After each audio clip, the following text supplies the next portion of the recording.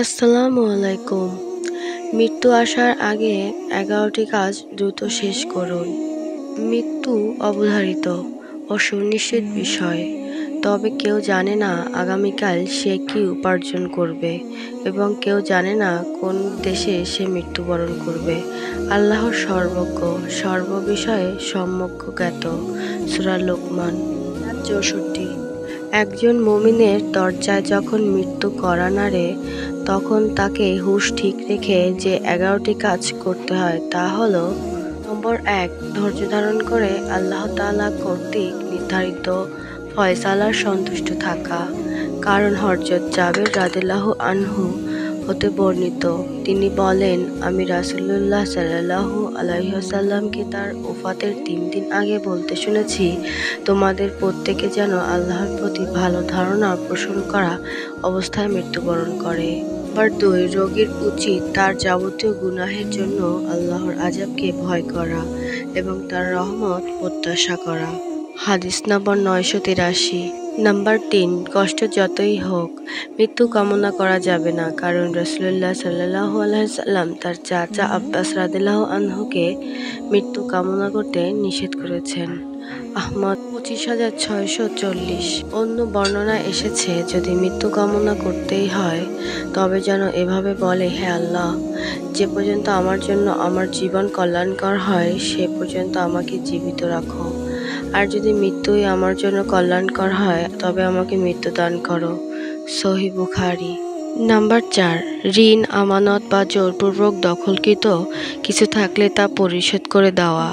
তার পক্ষে পরিশোধ করা সম্ভব না হলে অভিভাবক কিংবা উত্তরসূরিদের সেগুলো পরিশোধের ওসিয়ত করে যাওয়া।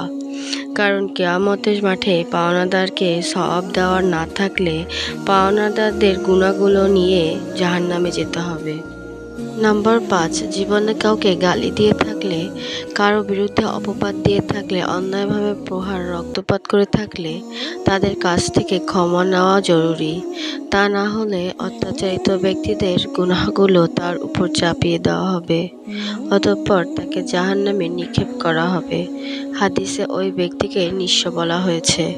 নাম্বার ৬, আত্মীয়দের মধ্য থেকে যারা তার সম্পদের ভাগীদার হবে না, শুধুমাত্র তাদের জন্যই কিছু সম্পদ দান করার উদ্দেশ্যে ওসিয়ত করা ওয়াজিব। এর প্রসঙ্গে আল্লাহ তাআলা বলেন, হে ঈমানদারগণ, তোমাদের উপর ফরজ করা হয়েছে যে যখন তোমাদের কারো মৃত্যু উপস্থিত হবে, যদি সে কোনো সম্পদ রেখে যায় তবে পিতামাতা ও আত্মীয় নিকটস্থদের জন্য ন্যায়ভিত্তিক ওসিয়ত করবে। এটি মুত্তাকিদের দায়িত্ব। তবে এক্ষেত্রে তার সম্পদের সর্বোচ্চ ১/৩ ওসিয়ত করতে পারবে, এর বেশি পারবে না।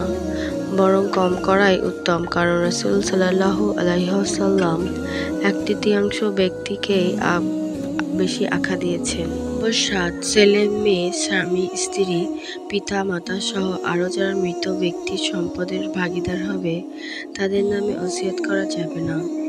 কারণ রাসূল সাল্লাল্লাহু আলাইহি ওয়াসাল্লাম বিদায়ী হজের ভাষণে বলেছেন, আল্লাহ তাআলা প্রত্যেক হকদারের হক দিয়ে দিয়েছেন, অতএব কোনো ভাগীদারের জন্য ওসিয়ত নেই। নম্বর ৮, সীমা লঙ্ঘন করে ওসিয়ত করা নাজায়েজ, যেমন সম্পূর্ণ সম্পদ ওসিয়ত করে দেওয়া। যদি এরকম ঘটনা ঘটে থাকে তাহলে ওসিয়ত বাস্তবায়িত হবে ১/৩ ক্ষেত্রে। বাকি সম্পদ ওয়ারিশরা প্রাপ্য অনুযায়ী বণ্টন করে নেবে। নাম্বার ৯, জানাজা সম্পাদনে বেদাত যেন না হয় সেজন্য এই ওসিয়ত করে যাওয়া উচিত যে আমার মৃত্যুর পরে যাবতীয় কাজ যেন সহিহ সুন্নাহ মোতাবেক করা হয়। কারণ রাসূলুল্লাহ সাল্লাল্লাহু আলাইহি ওয়াসাল্লাম এর সাহাবীগণ এই মর্মে ওসিয়ত করতেন, যেমন হুযায়ফা রাদিয়াল্লাহু আনহু করেছিলেন। বা ১০, অঙ্গীকার পূরণ করা।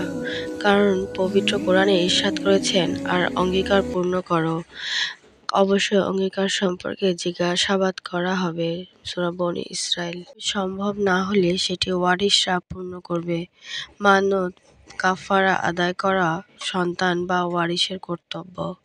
এমনকি মৃত ব্যক্তির শুরু করা খারাপ কোনো কাজ চলমান থাকলে সেগুলো বন্ধ করা সন্তানের কর্তব্য। আমার ভিডিওটি ভালো লাগলে বেশি বেশি সাবস্ক্রাইব করে আমার পাশে থাকবেন। আমার জন্য সবাই দোয়া করবেন। আল্লাহ হাফিজ।